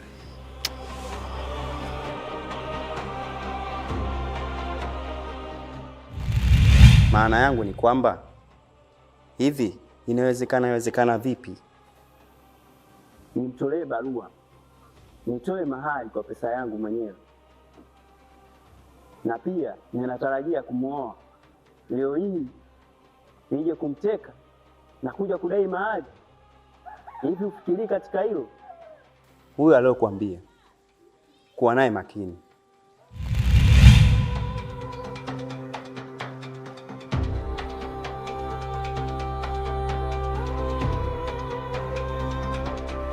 Kabla ya ndoa nilidhani nitakuoa, lakini nikabaki kivuli cha mapenzi.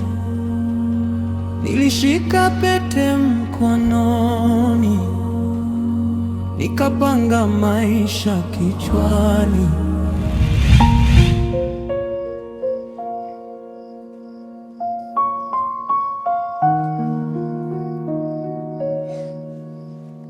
Tumaini mpenzi wangu.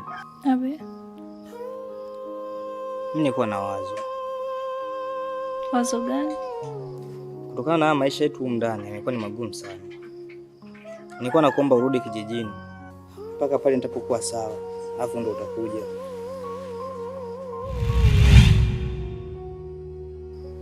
Nirudi kijijini? Hapana. Kama ulikuwa una lengo la kunitelekeza na kunitoroka. Sina maana hiyo mpenzi wangu. Wewe unaona maisha tulionayo ndani ni magumu sana. Na katika hiyo hali ulionayo wewe, hatutaweza kuishi ndani vizuri. Hivyo inabidi kwanza uende nyumbani mara moja. Mimi nikikaa sawa, mipango yangu inapokaa sawa, nitakufuata. Hilo haliwezekani.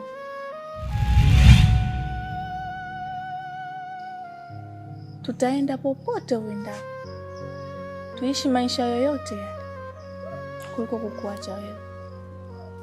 Kweli kuishi na mtu unayempenda alafu yeye hakupendi ni bora zaidi kuliko kuishi na mtu anayekupenda alafu humpendi. Sasa una maana gani kuongea maneno kama haya? Ama uniamini mimi? Kwa nimekuvumilia sana kwa muda mrefu. Mimi bado nakupenda. Mimi nataka tu huyu mtoto asije kupata shida. Wewe nenda nyumbani. Na kama nyumbani atakulizia, utawaambia kwamba huko nilipoenda aliponielekeza sijamkuta. Pale alipokuwa naishi kwamba amehama na hajulikani yuko wapi.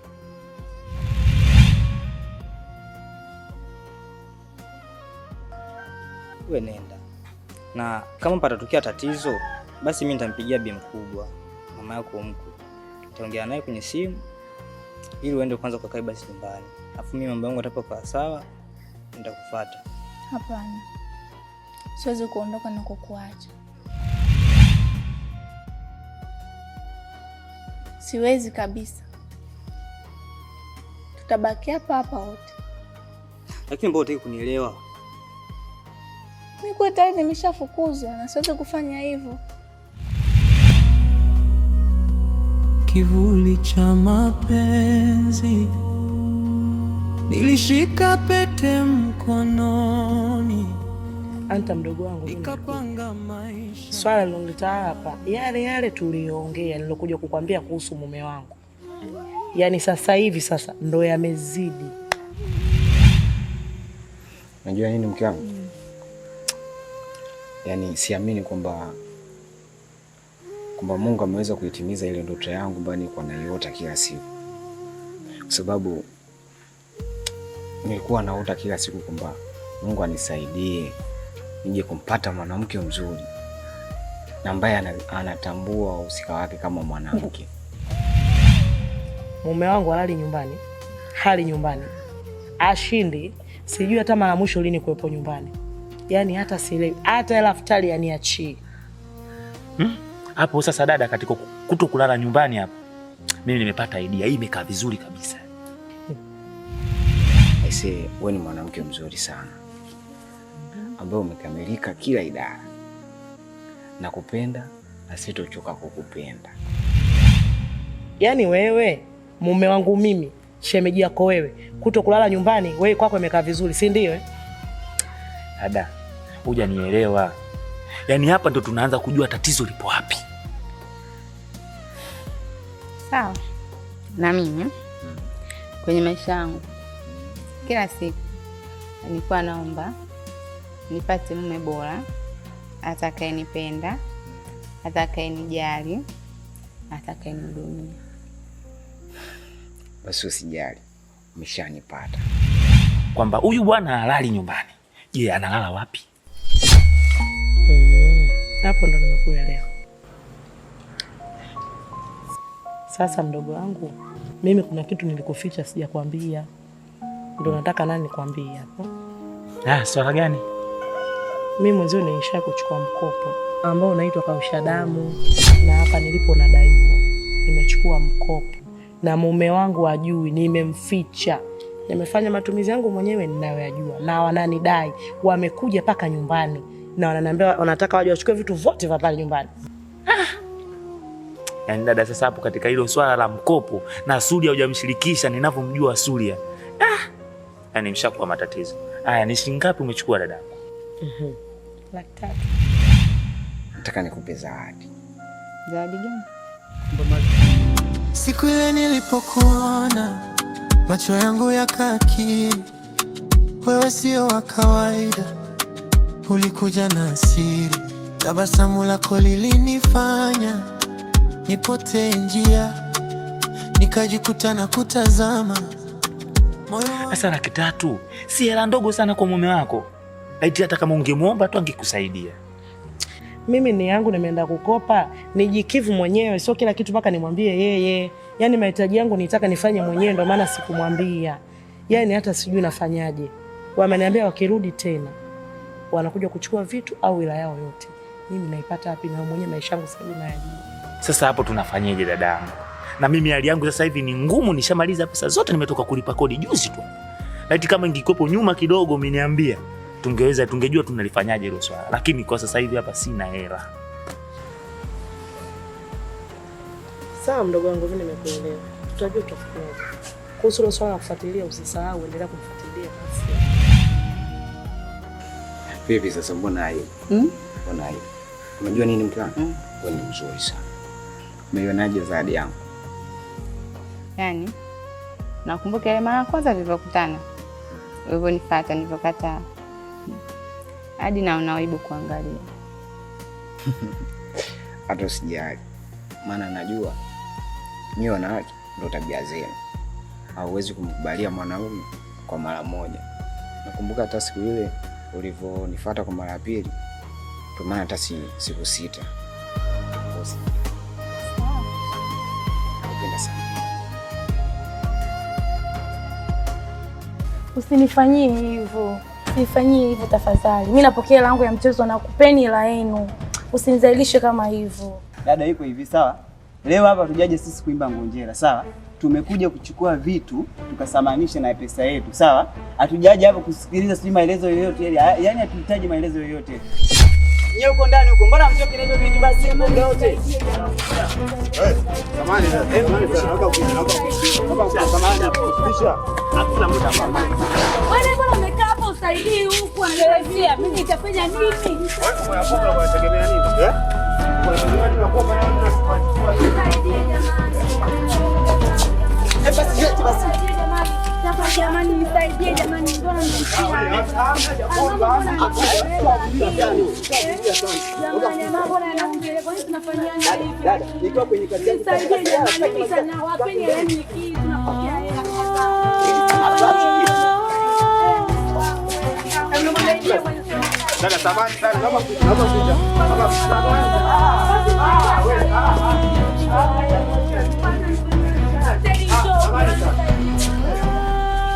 Haraka basi, vimeisha au? Vimeisha. Nimehakikisha kweli vyombo hamna ndani.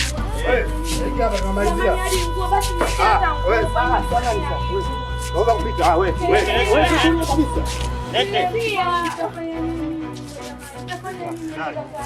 Vipi kishaisha huko au? Bana nini tena huko? Niachie.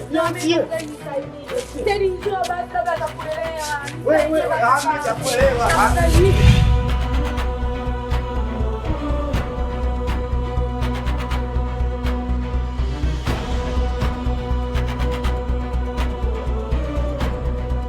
Dada Razia huyo leo karudi. Karibu. Asante ifi yangu. Hapa Nzuri. umekuja lini? Na siku 3 tu. Karibu. Mbaya wewe. Karibu.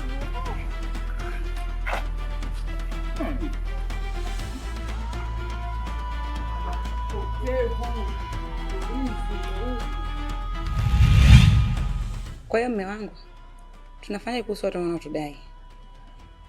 Mama akija tena awamu nyingine, hawatakuwa na muda wa kutusikiliza kabisa. Watatuaibisha.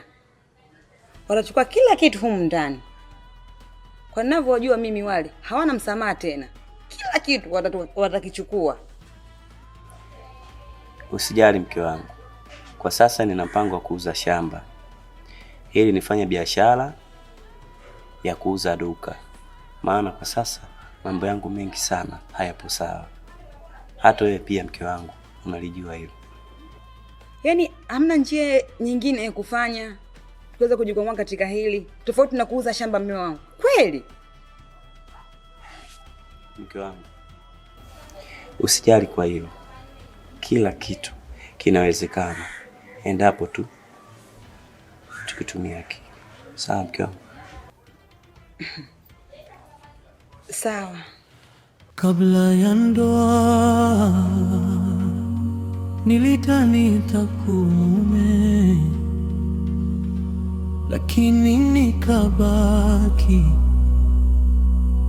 kivuli cha mapenzi. Umekuja kausha damu, wamechukua vitu vyote. Wamechukua vitu vyote? Ndio. Hii inawezekanaje sasa? Maisha kichwani.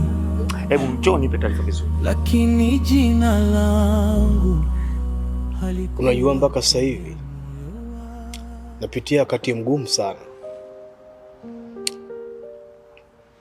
Sijajua hatima ya mdogo wangu. Nahisi kama nipo kwenye maisha ya ndoto. Yaani ni kitu ambacho nashindwa kuamini na kuelewa.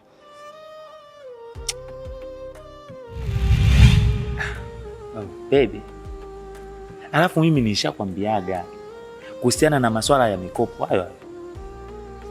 Ona sasa kilichokuja kukutokea. Umeenda kukopa kausha damu, alafu then wamekuja wamechukua vyombo, wamechukua kila kitu, wamekupa aibu. Wewe hiyo ni aibu hiyo. Okay, sawa. Mimi labda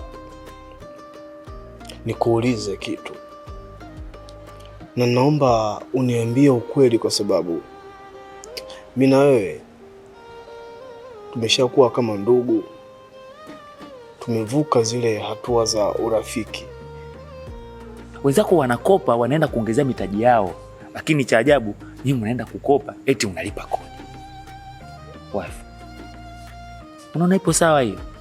Sikuwa na jinsi mpenzi wangu, kwa sababu nilikuwa sina hela ya kulipa kodi. Kwa hiyo nimekopa ili nikalipe kodi. Una uhusiano gani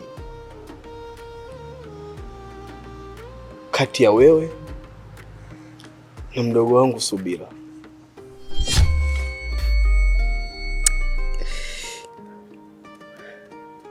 Kabla ya yote umesema mimi ni ndugu yako, si ndio? Ni Subira ni mdogo wako na mimi pia ni nani? Ni mdogo wangu. Yaani kama wewe ulipokuwa mimi na yeye ni ndugu, umesema sisi ni ndugu. Na yule pia ni ndugu yangu. Na kingine, hata mimi pia nimeumia sana kuona Subira amepotea tu ghafla. Inaniumiza ndugu yangu. Na hakuna la ziada? Hapana.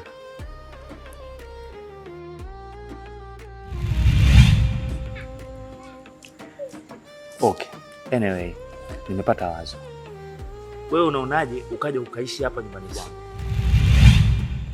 Maisha yataenda tu. Niji niishi kwako nao ndugu yangu, namwacha na nani? Na alipo unajua kabisa mimi naishi na ndugu yangu nyumbani, au nataka nimtelekeze?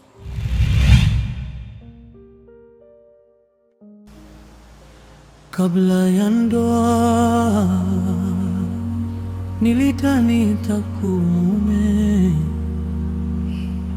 lakini nikabaki sawa kivuli cha mapenzi. Nilishika pete mkononi. Hamna. Wote mnakuja kuishi hapa? Ishi wote watatu, chumba kimoja, serious. Na tukiwa na mambo yetu ndani, si hata tusikia yule. Ndo maisha hayo. Tunatakiwa tuishi hivyo. Yaani mfumo wa maisha ndio umeshatupeleka huko. Tutaishi hivyo kigumu, mwisho wa siku yeye atapata chumba chake na atapata kazi yake, maisha yataendelea. Lakini kwanza hapa lazima tuishi kwa ugumu kama hivi.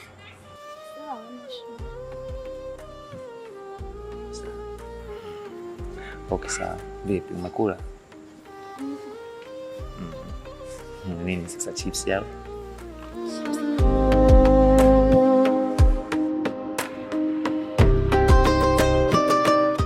Karibu wifi. Asante wifi yangu. Nyumbani wanasemaje? Hawana hata usemi. Lakini nina magumu. Mbona unanitisha? Magumu gani tena? Na ujauzito.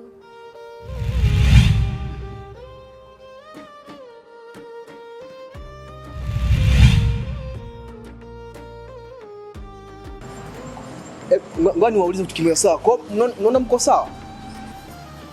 Yeah, tuko sawa. Yaani mkopeshe mtu afu bila mume wake kujua. Huo si uongo. Nisikilizeni kwanza sawa. Nyie, yaani hiyo pesa yenu ya mnaodai mkiipata mimi sio Suria. Sawa? Sababu haiwezekani mwende kwa mke wa mtu mkopeshe alafu yeye asijue. Kwa hapo ulipo shoga yangu ni mjamzito. Ndio. Wameniambia nimtafute mtu aliyenipa ujauzito. Nimepambana mpaka kufika hapa. Yaani kabisa mwanamke wa mtu anamwambia kwamba ni siri. Mfanye kuwa siri, mume wangu asijue, nyinyi mnakubali mnampa hela. Sikiliza brother. Mkeo katufuata kaja hapa kuhitaji pesa kwa ajili ya kufanyeje? Kwa ajili ya kuendesha kazi yake aliyotambia. Sio, umenielewa kwa makini? Sasa wewe unavyokuja hapa unakuja unatubwakia, unatuelewa. Yaani sisi hatukuelewi. Sio, umeelewa? Unavyokuja kutambia kwamba sijui mke wa mtu sina tusilini. Nyinyi nisikilizeni sawa? Nisikilizeni. Haya wewe mwanaume, umejipangaje katika hili? Maana maisha yenyewe kama unavyoyaona ndugu yangu. Kwa kweli dada, kwa kipindi hiki mimi napitia wakati mgumu sana. Na mpenzi wangu Tumani nishamweleza kila kitu. Na nilimshauri arudi nyumbani. Mimi nahisi mama yake ningempokea tu. Mimi naamini hakuna mzazi anayekana damu yake. Hivyo mpaka pale mambo yangu yangekuwa sawa, mimi ningemfuata. Lakini bado hajataka kunielewa. Akisema kwamba yeye anaweza kuishi maisha yote yale ambayo tutapitia ndani. Hivyo mimi ningefanyaje? Nimeamua kumwacha tu. Kama ataona maisha yatamshinda, anaweza kurudi mwenyewe. Tumaini, uwezi ukaenda kwa mke wa mtu kumkopesha pesa alafu anakuambia hivi mume wake asijue iwe siri.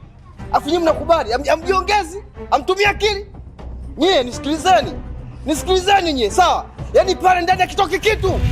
Sababu ingekuwa siri basi msingeniambia. Sisi tuna akili timamu. Alikuja yeye akataka mkopo, tukaenda kusamilisha vitu vyake ndani na tukaamua kumkopesha. Tukaamua kumpa mkopo. Akapata hela. Yaani kuna watu duniani hawana akili kabisa. Nyinyi hamna akili nyinyi. Unamsikia mwenzio? Kwa maisha haya ambayo mnayapitia, hali ngumu ya maisha. Alafu anakuambia urudi nyumbani, unakataa. Wifi yangu, bora ungekubali kurudi nyumbani. Mwenzako tu huyo hapo alipo, kula yake ni mtihani. Anaweza kala mlo mmoja au kwa siku asile kabisa.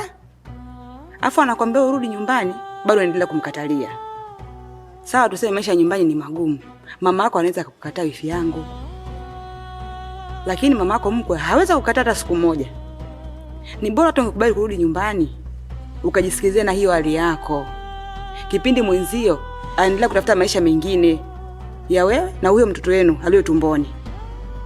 Lakini bado wifi yangu huone katika hilo. Mnaelewa ninachowaambia? Mnakielewa? Hauwezi ukaenda kwa mke wa mtu, sawa, ukamkopesha pesa alafu anawaambia hivi mume wake asijue ni siri. Mnakubali, mnampa pesa. Inawaingia akilini nyewe? Sikiliza nikwambie kitu kimoja.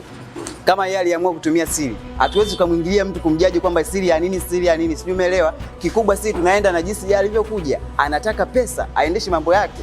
Na sisi tukamuelekeza bwana, mkataba wetu uko 1 2 3 na akakubali kasaini. Unakujaje kutuambia kwamba ni siri? Kwa hiyo hata nawe wifi unataka mimi nirudi kijijini ili nikae mbali na mtu ninayempenda?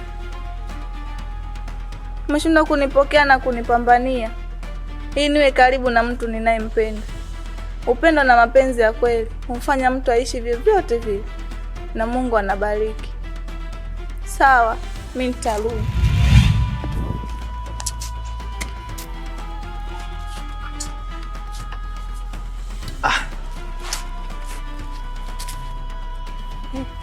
Imekaje? Yaani kama unavyomuona. Kila ninapojaribu kuongea naye kuhusu hili swala la kwenda nyumbani, Anea hataki kunielewa.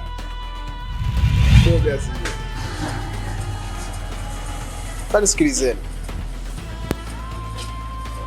Mkitaka iwe siri, basi msingenishirikisha. Mmenishirikisha kwa sababu mnataka mpate pesa yenu. Kwa taarifa yenu niwaambie, hapa pesa haitoki. Yaani pesa ampati na mchukui chochote pale. Akulendi kokote kuna puuzi wakubwa nyie. Ni mna akili kweli nyie? Hiyo shazi nini nyie? Unasema tupati pesa? Puuzi. Pesa tupati. Hiyo pesa utaitoa. Hiyo pesa utaitoa. Unajua mwanangu, lakini mimi nilikwambia haya masuala siri sio mazuri. Ila lakini mimi najua kwamba mshikaji ile atatoa. Kwa sababu gani? Natisema kwamba atatoa. Sikishajua kwamba mke wake kaja kakupa hapa. Kwa siri lazima tujue nayo jamaa.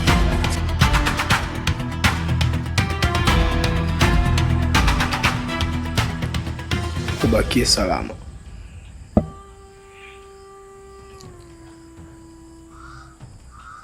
Nina dharura kidogo ya kikazi. Kama mwezi mmoja hivi nitakuwa nishamaliza. Kwa hiyo yaani mume wangu, jana hujalala hapa nyumbani, leo saa hizi unaniambia unasafiri. Imekaje hiyo?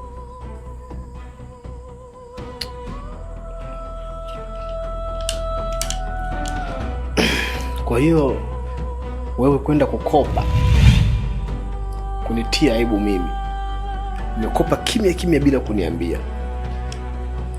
Vipi hiyo imekaaje? Imekaa sawa? Mume wangu, tulishaliongea hilo. Tumemaliza kabisa na mjadala ulifungwa. Na nashukuru Mungu ulipambana kama mume ukanilipia. Sasa hiyo mada inaingilianaje hapo tena jamani?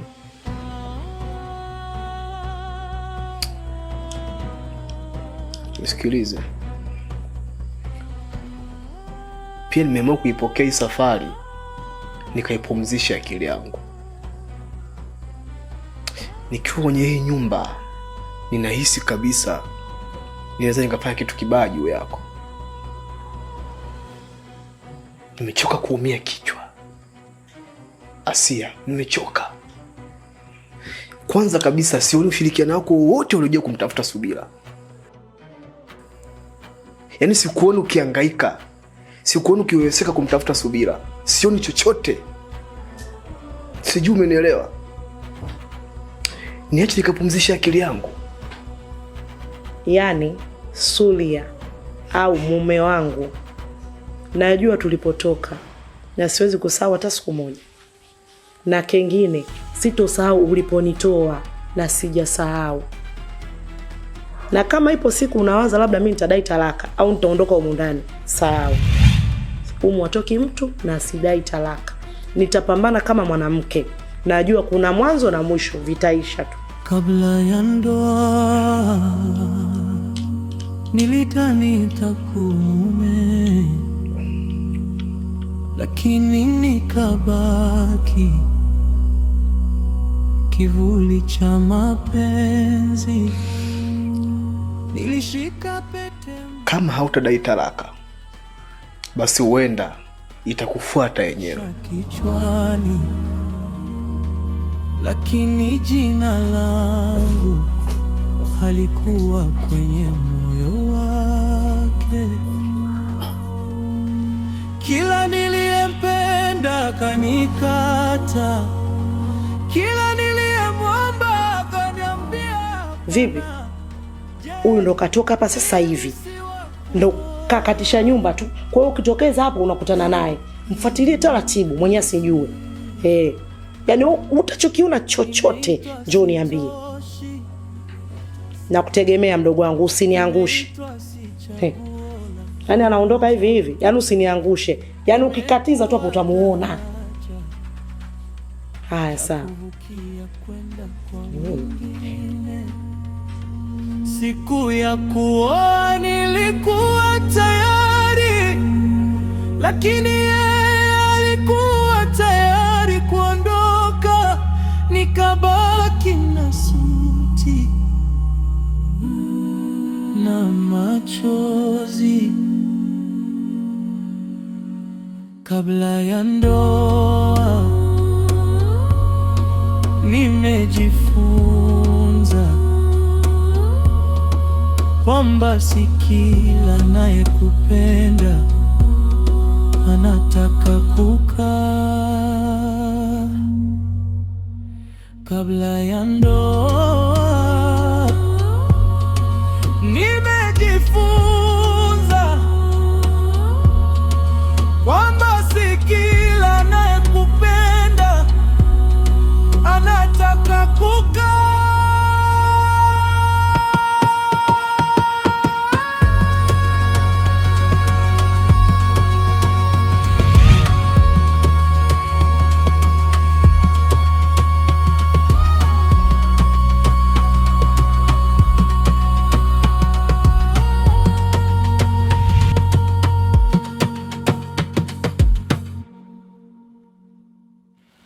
Kabla ya ndoa nilidhani nitakuwa mume,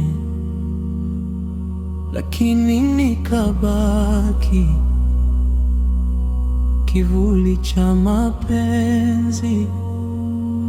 Nilishika pete mkononi.